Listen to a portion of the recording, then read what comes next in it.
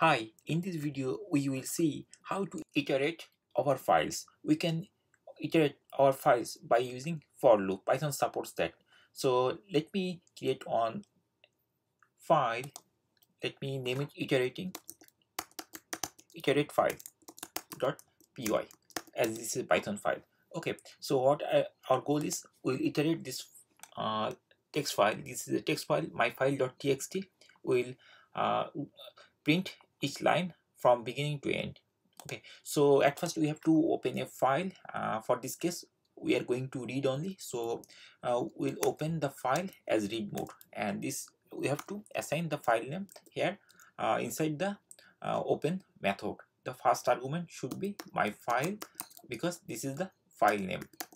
So after that we have to define the mode, and the mode is read text rt, and encoding we are using like UTF-8, but if you use other encoding you can also do.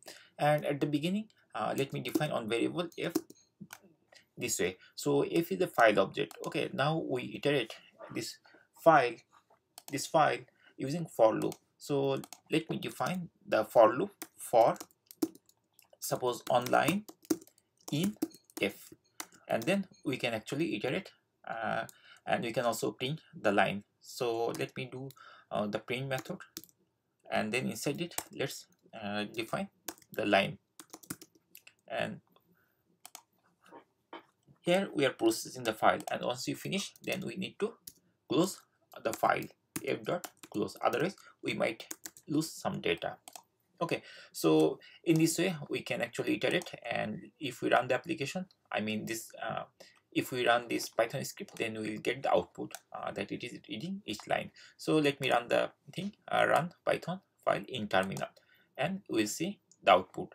Here it is showing the output, so it is showing all the lines. It has 5 lines, that's why it is showing all the 5 lines, but here there is one new line. Okay, so whenever it is reading each line, after that it is actually entering new line. Okay, because it is printing online at a time. But if you want to avoid this line to print this thing, we can also do one thing. We can use end, then inside it we can put empty space or nothing, so just empty string. Okay, and then if we run the script, then let's see what it is giving. So now there is no new line. We are avoiding new line by using this thing. So in this way we can actually iterate the file, and that's all. Thank you for watching. Hopefully you learned how to iterate a Python file online at a time, and in the next video I will show you more better approach how to process the file.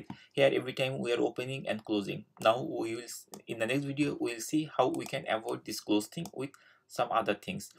We will use with block. At that time we don't need to use this. In the upcoming video I will discuss that. For this video that's all for now, and thank you for watching. And if you are a new visitor to our channel, please subscribe to our channel, and if you like our video, hit the like button, or if you dislike, then hit the dislike button. Thank you.